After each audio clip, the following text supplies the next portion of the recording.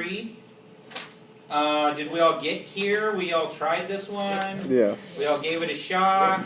Actually tried it Which this week. means we all have questions, right? Actually got to Or it's done and it's perfect and you don't have any questions.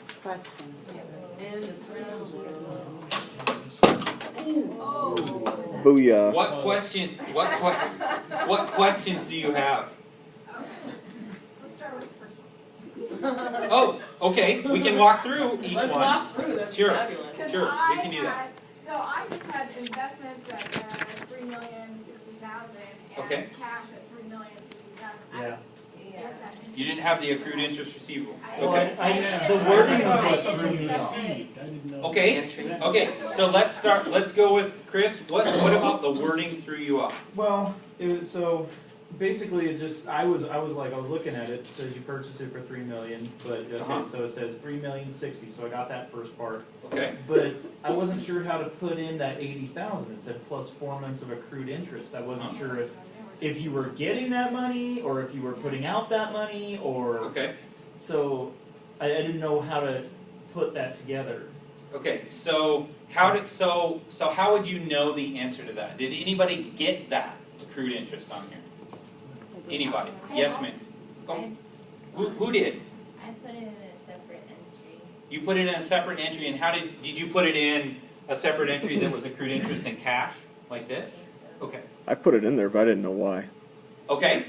I had no idea. Yes, ma'am. I put it in there and then I took it out because I didn't guess myself. Okay. So part of it's trusting yourself that you do know what you're doing. Part Right. of it's the lottery, hoping you're right. Part of it That's- might be the lottery, flip the hoping you're coin. right. Multiple choice, you know. Okay, how did you, those of you who made an entry for accrued interest receivable, what was your thought process? How did you know to put it in there? A couple of you put it in. That's a good example. I don't. Okay, what example? Examples. You like examples. Yes,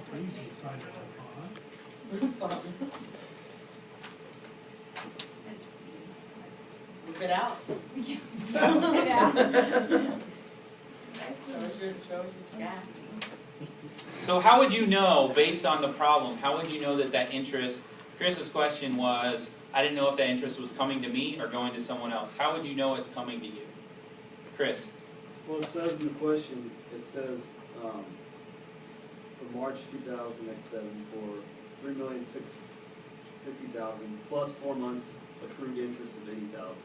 Okay. Bonds mature in 4 years and 2 months. But it also says that you purchased that for $30,060,000. Right, as an investment. Yeah. So if it's an investment, if you're making an investment, do you expect to pay interest or get interest? It's your investment, you're getting it. Yeah. Right. That make sense? Now it does. Yeah.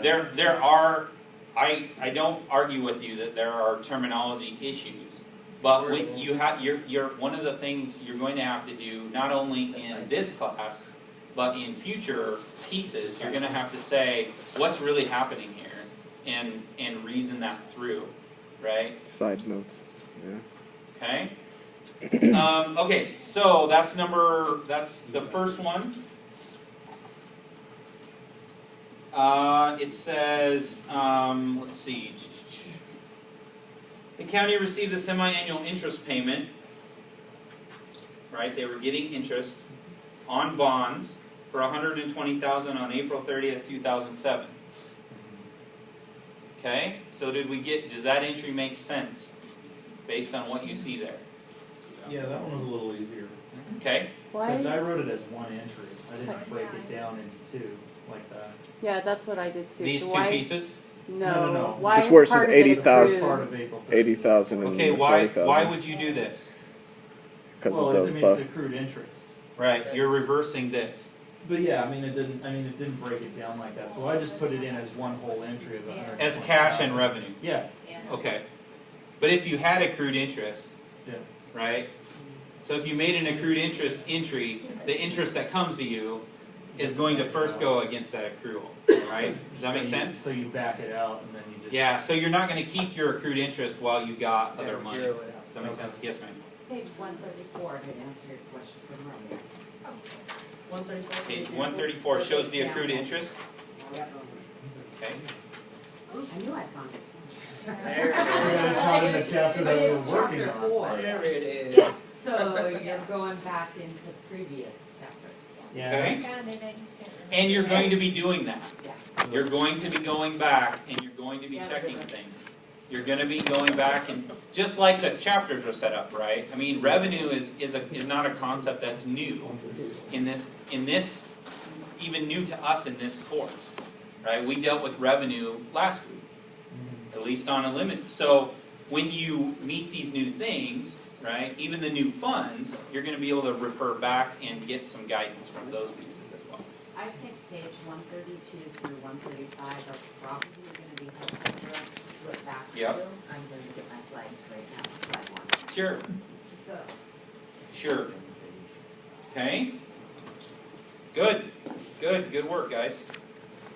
Number 2 says, the county received the October 31st semi-annual interest payment.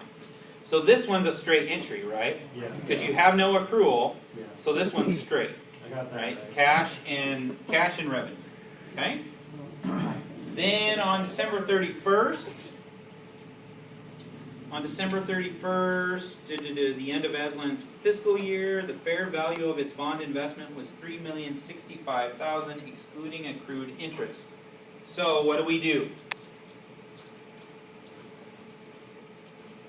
We have to accrue our interest, right? So you're backing out that 40 again, essentially? Is that what you're doing? No, I'm accruing it, Okay. right? I'm booking that interest Okay. because I know that it's going to come due.